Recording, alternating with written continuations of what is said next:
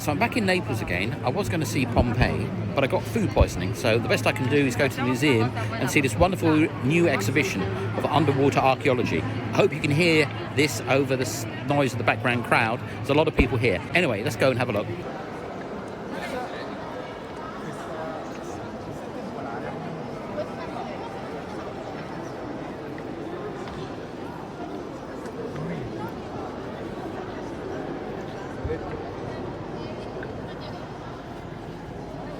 Now that is a hoard, and it looks like Roman silver denarii. All glued together by the corrosion.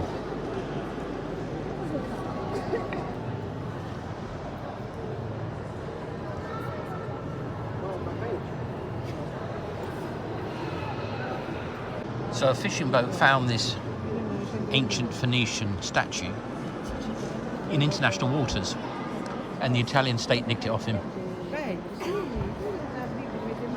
Or rather, there was a court case which said it belonged to Italy, even though it was found in international waters. An anchor pulled this one up. Apparently this was strapped on the front of a ship and was lost perhaps in a battle.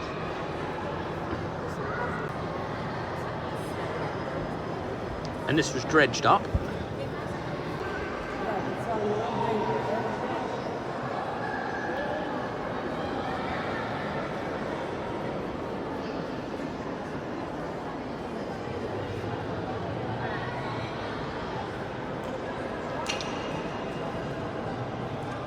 Now these pots are huge, absolutely massive. Give you an idea.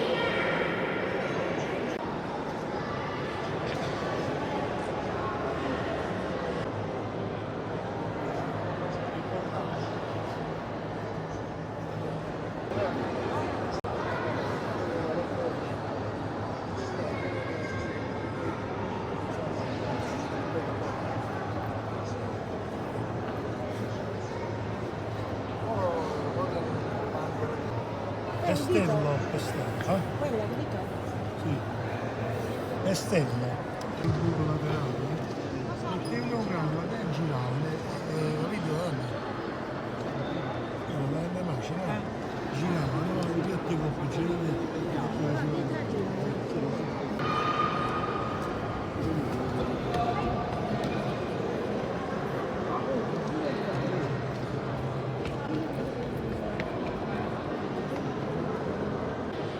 Now the reason amphoras were this shape was so they could be rolled around. So rather than lifting, you could just roll them about, and that's why they had the pointed bottom.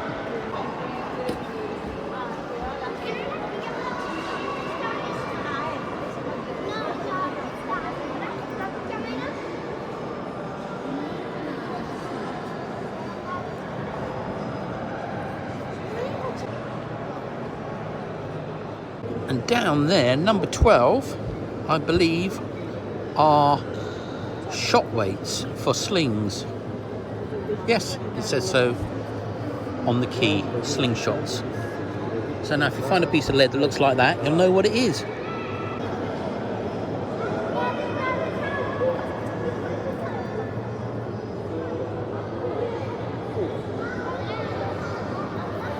And number 1 is a back scratcher.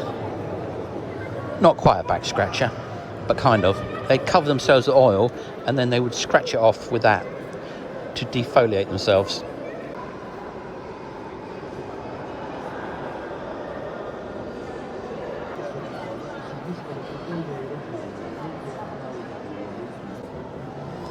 A mirror. Very nice indeed.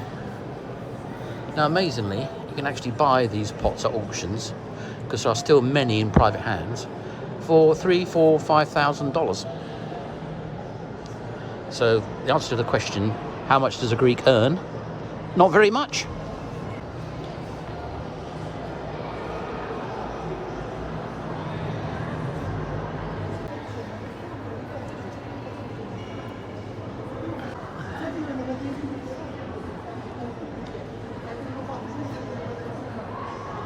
Now, back in the day, the warships didn't use sails. They rowed, because it's faster and more manoeuvrable. It wasn't until basically the 17th century with cannon that sailing ships became the way to go in war. So they did have sailing ships back then in the days of Rome and Greece, but they didn't use them for warfare. And there you go, ingots. I'm guessing these are lead. That's bronze, obviously. Let's have a read. Be nice if that back one was silver, wouldn't it? Well, that's tin, and the rest are apparently lead, as you'd expect for the amount of lead you see in the ground.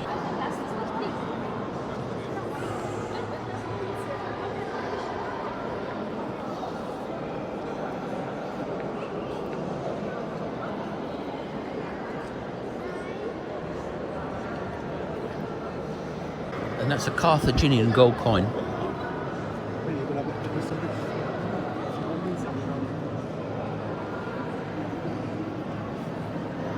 Now the funny thing, actually, you come here to look at all the amazing things of Rome, and then when you actually look at this building, it's even more amazing. Look at the roof on this place.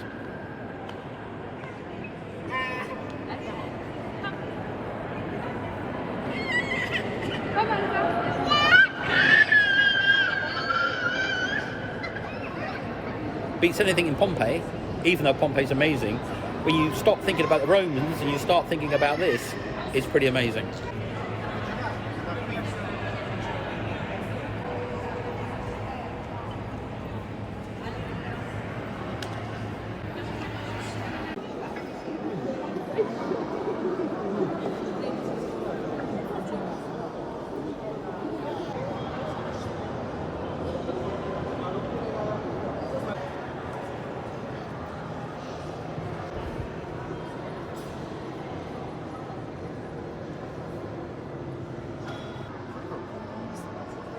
Try getting that out.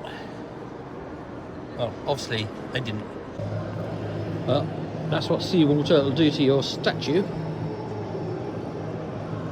after a couple of thousand years in the briny.